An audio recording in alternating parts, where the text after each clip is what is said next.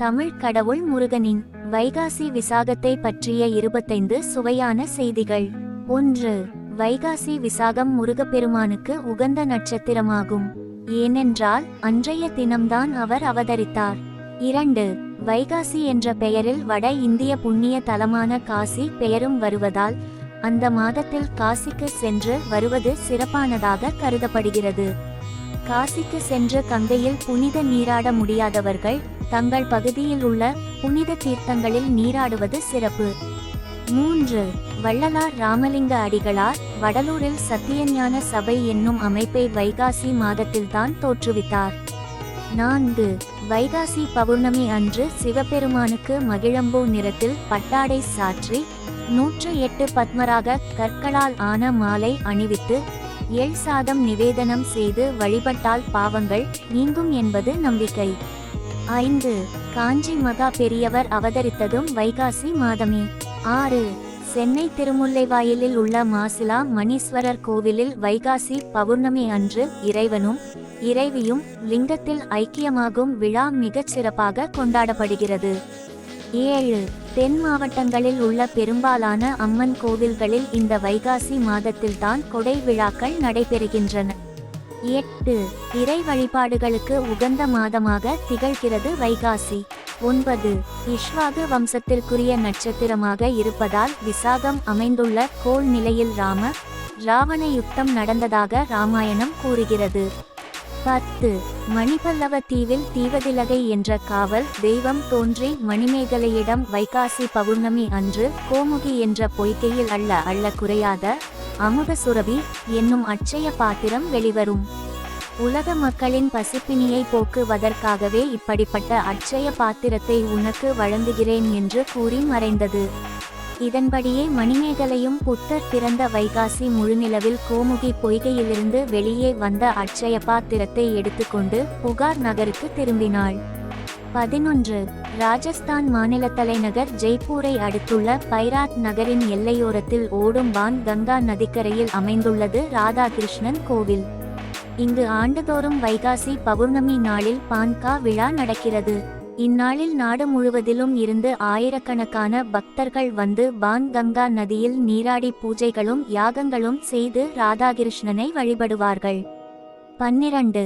தெய்வங்கள் மற்றும் மகான்களின் அவதார தொடர்புடன் கூடிய நட்சத்திரங்கள் மிகவும் சிறப்பாக கருதப்படுகின்றன. அவ்வகையில் வைகாசி விசாகம் பலராலும் பல தெய்வங்களுக்குரியதாகவும் கொண்டாடப்படுகிறது. 13. முருகப் பெருமானுக்குரியதாக வைகாசி விசாகம் மிளிர்கின்றது. சிவபெருமான் தானு மரமாக வாக இருப்பதாகவும் அம்பிகை கொடியாக அபர்ணா இருப்பதாகவும் முருகப் பெருமான் விசாகமாக கீழ்கன்றாக இருப்பதாகவும் சோமாஸ்கந்த தத்துவம் விளக்கி கூறுகிறது. 14. பழனி, திருச்செந்தூர், சுவாமிமலை போன்ற முருகன் திருத்தலங்களில் வைகாசி விசாகம் சிறப்பாக கொண்டாடப்படுகிறது. 15. விசாகம் குருவிற்குரிய நட்சத்திரமாவதால் குருவிற்கு உரிய தலமான திருச்செந்தூரில் வைகாசி விசாக பெருவிழா 10 நாட்கள் சிறப்பாக நடைபெறுகிறது. 16. தெற்கு திசையின் அதிபதியும் மரண தேவதையுமான யம தர்மராஜனுக்குரியது வைகாசி விசாகமேயாகும். அன்று யம தர்மராஜனை வழிபடுவதால் நீண்ட ஆயுள் கிடைக்கும். 17. திருமழபாடி திருத்தலத்தில் மழுவேந்திய சிவபெருமான் திருநடனம் புரிந்த நன்னாள் வைகாசி விசாகமாகும். 18. பஞ்சபாண்டவரில் ஒருவரான அர்ச்சுனனுக்கு இறைவன் பாசுபதம் என்னும் ஆயுதம் வழங்கியதும் இந்நாளில்தான். இந்நாள் திருவேட்களம் என்னும் திருத்தலத்தில் பெரும் விழாவாக கொண்டாடப்படுகிறது. 19. ஆந்திர மாநிலத்தில் உள்ள சிம்மாசலத்தில் கோவில் கொண்டுள்ள வராக லட்சுமி நரசிம்ம மூர்த்திக்கு வைகாசி விசாகம் சிறப்பான தினமாகும். சந்தன காப்புடன் ஆண்டு முழுவதும் காட்சி தரும் இந்த நரசிம்ம மூர்த்திக்கு வைகாசி விசாக நாளில் சந்தன பூச்சை களைவார்கள். மூல விக்கிரகத்தின் இயற்கை தோற்றப்பொலிவு அன்று தரிசனமாகும். பின்னர் சுமார் 500 கிலோ சந்தனம் பயன்படுத்தி சந்தனப்பூச்சு செய்வார்கள். 20. கன்னியாகுமரி அம்மனுக்கு ஆராட்டு விழா இந்நாளில் சிறப்பாக கொண்டாடப்படுகிறது. சிறப்பாக சொல்லப்படும் காஞ்சி கருட சேவை வைகாசி விசாகத்தை ஒட்டியே நடைபெற்று வருகிறது. 21.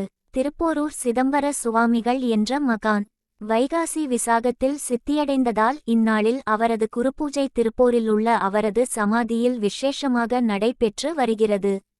22.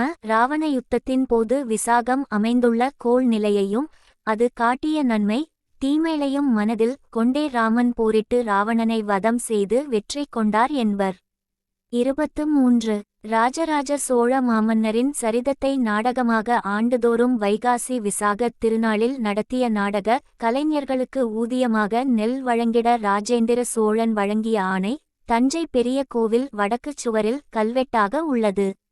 24.